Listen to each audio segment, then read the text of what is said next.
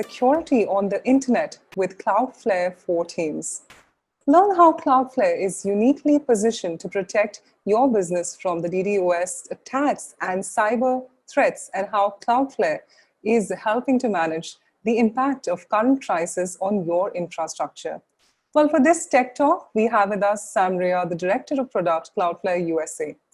Sam being the product director at Cloudflare, where he focuses on products in the Cloudflare for Team platform that secures users, devices, and data. Thank you so much, Sam, for joining us today. Hey, thank you, Bhavana. Can you hear me okay? Yes, absolutely, Sam. Over to you. Wonderful. Great. Hi, everyone. I'm going to share my screen, and I'm also going to attempt to move very quickly. I believe I've got about 9 minutes here remaining, so apologies if I'm going to be brief. But what I want to talk to you about today is more of Cloudflare's own journey in Zero Trust. I think the best way to understand a phase change like the migration to Zero Trust is to think about how real companies are experiencing it. And Cloudflare offers products that solve Zero Trust style problems. But the reason that we offer these products, the reasons that we built these products are because we had these problems ourselves. And so I'm going to tell you the story about how Cloudflare ran into these problems several years ago and began to use our network to address them. So Sam, just to bring to your notice, we have 15 minutes for you, a full 15 great. minutes. Okay, Thank we can you. go over? Okay, yes, perfect, please. Thanks. All right, great, 15 minutes. So like I mentioned, we wanted to solve these problems with Cloudflare's network, and I believe shortly before this conversation, you got to see a video about what Cloudflare is. And a lot of people, when they think about Cloudflare, think about our services, things like our DDoS mitigation, our CDN, our WAF. But all of these services start at their core from our network. Cloudflare manages this massive edge network in 200 cities around the world. And what that network gives us is a unique opportunity to think about both performance and speed, not as trade-offs, but as things that can grow together. So when you operate a network like this, what are the types of performance and security challenges that you can solve without making compromises between the two? And one of those that frequently came up for us was our own internal security model. Like most organizations several years ago, Cloudflare was thinking about running our business with a private network. And that feels particularly ironic. We were managing this massive global network that powered millions of websites that use the internet. It's a network you've probably used hundreds of times already today. You just don't know it. We were managing this massive global network with a tiny VPN appliance box back in San Francisco. And that is both from a performance and usability perspective, that does not scale very well, but also it introduces a number of security challenges, things that our own security team just found non-tenable. Because when you think about how our users were connecting, we have folks in our San Francisco office, our London office, although that kind of looks like an Iceland office, it's London, our Singapore office. Whenever they wanted to manage this massive network, connect to the data centers that power Cloudflare's network, they had to trombone back through a VPN appliance in San Francisco or in London. And of course, that introduces some pretty extraordinary latency. If you think about a member of our Singapore office connecting to one of our data centers in Australia, everything they were doing had to go back through London. And that's just non-tenable. And it has a handful of drawbacks. Of course, managing this is extremely cumbersome.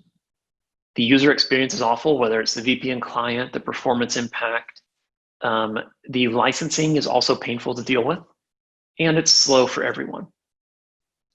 But those are just painful, kind of nice to have problems. These are things that are annoying and inconvenient, but not necessarily, they don't necessarily demand a change. So what moved this problem for us here at Cloudflare from a solution that would be nice to have to a must-have really all centered around security. We wanted to think about applications and even paths within applications as granular objects that you should have access to. In the traditional model before Zero Trust, it's a lot like being able to walk into some massive apartment building, and just because you were able to get past the front door of the apartment building you could walk into any individual unit in the flat. And that, of course, is not how any of us want our apartment buildings to work. Instead, we want to think about locks on every door. And when we are managing this network, whether it's data centers around the world, the applications and control plane that manage that network, we want to be able to put locks on every doors, and those locks should be checking for identity and capturing the identity of what happened. And that's where another point comes in. Once you're on a private network, you're fairly opaque. You're able to move about it, you're probably able to traverse it horizontally, but very little, if anything, is captured in terms of logging. It's very difficult to obtain and generate an audit trail. And that's something that for us as a security company, we absolutely had to have. We also wanted to think about continuous authentication. When you log into a VPN, you do so once, and then you're kind of done.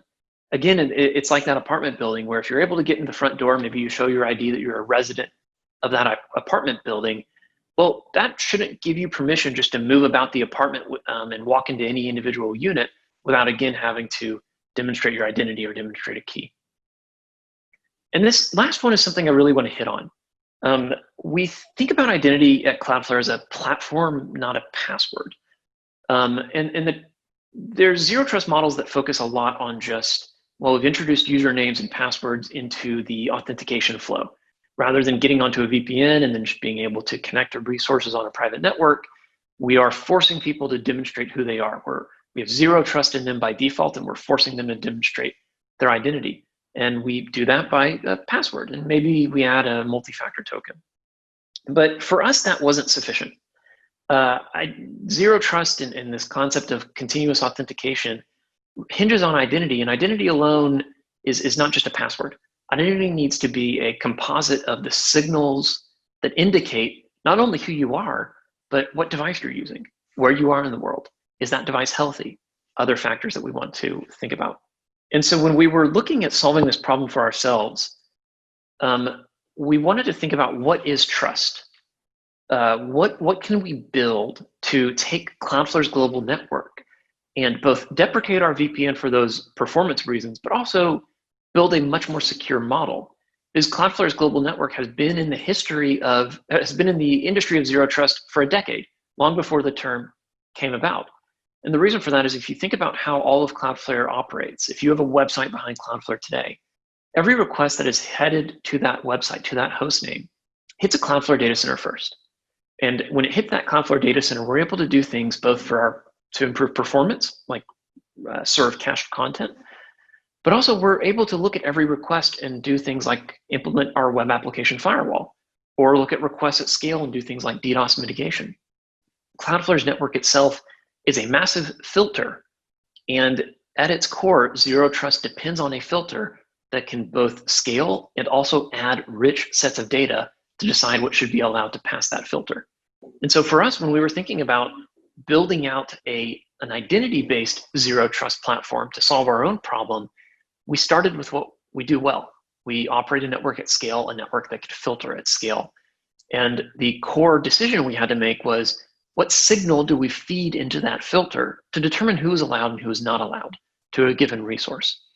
And this is where I think considering identity as more than just your password and your MFA token is really pivotal. Because when you have a flexible foundation, a flexible filter that can aggregate multiple sources of identity, that's when you can begin to make really intelligent decisions about what is trust. And when you have a stronger signal about identity, you're able to make smarter decisions about who is and who is not allowed to reach a resource. And so we think about certain areas of trust. Devices. Is it a managed device? Is it a mobile device?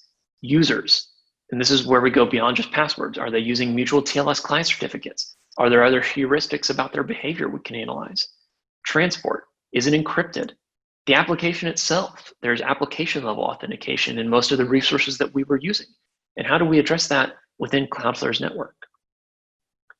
And so when we think about both the historic areas of trust, there's also, of course, evolving areas of trust. Hard keys, SaaS-based identity providers, JSON web tokens, things that both augment these sources of signal that we want to use and incorporate. And again, I'm trying to move very quickly, so apologies for that. But when we were on this journey to a zero trust model, we didn't want to just build a product that we gave to our customers. Again, we were starting to solve our own problem.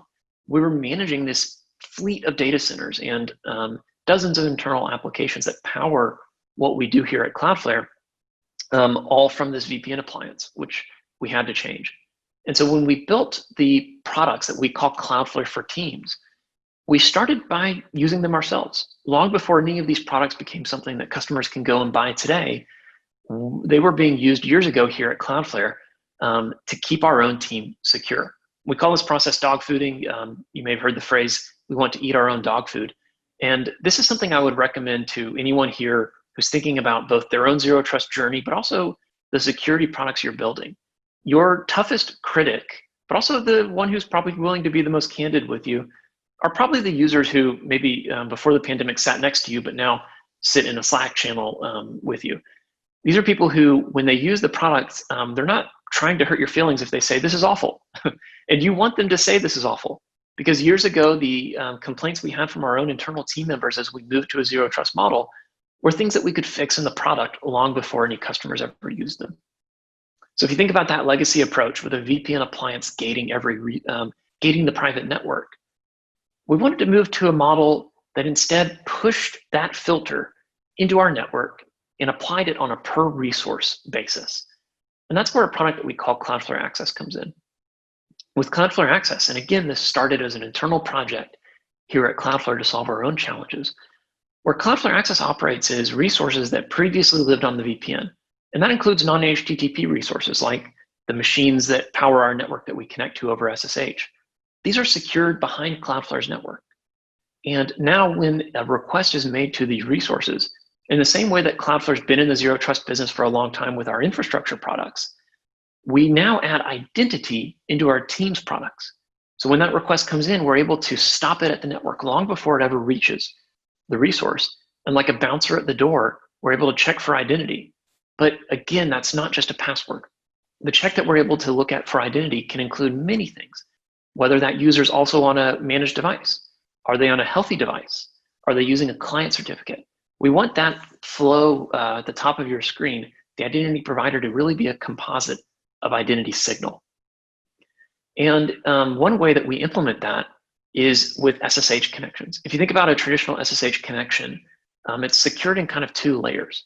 One might be a private network. So to reach a server, I have to be on a private network. And then the second would be a key handoff, a key exchange, to demonstrate who I am to the SSH server, because my role and my user is probably associated with certain permissions on that server. And so to get there, we wanted to think about how can we not only take Cloudflare's network and replace that first element, the VPN element, but also build multiple sources of signal into the identity so that we're able to take, whether it's Okta or G Suite or even GitHub, take your identity from an external provider, augment it with sources of signal in our network, and then authenticate your user into the machine. So when we were building out this solution at Cloudflare, we were constantly thinking about, we can't just think of Zero Trust as a VPN replacement. Zero Trust is an opportunity to add security and add sources of security signal into everything that we do. And one thing I mentioned earlier is logging. Now, when you're able to add this comprehensive Zero Trust layer at the network level, not the application level, but the network level, with a single change, you're capturing all the logs about what's going on in your infrastructure. And for us, this was a huge game changer. We had application level logging, but we wanted something more robust. We wanted something that would catch every request headed to a resource within our network, even before you logged into the application itself, or before, in this last slide, you were SSHing into that machine. So this gave us not only that concept of Zero Trust as something to be an identity platform, but also this ability to think about Zero Trust as a comprehensive log layer for the internet, for your internet, the resources that power your business. And this gives us a few advantages. It shifts things like keys into the organization's control. Right now, in an old model, if I were to SSH into a resource, I would generate my own key pair. And that really is kind of wild to think that that's how this worked. We want to be in a world where identity is centrally managed, augmented by multiple sources of signal. And then when you're connecting to resources things that you maybe reach over SSH, you're using keys that come from that centralized source of identity, not things that just come from my laptop. We want to consolidate access control. This should be something that's centrally managed, because that's the only way you're going to get consistent, compliant filtering, but also consistent, compliant logging. And we want to lower the risk. We want only the people who should have access to certain things to have access to those certain things. Something that's really difficult to do in a pre-zero trust model. And I'm going to end with a story about where I'm from in Texas, because a lot of the times, most of everything I've said here is something that everyone agrees with. We want to get to a zero trust model. Yep, everyone feels better about that for any number of security and usability reasons. But the challenge is moving our workforce there.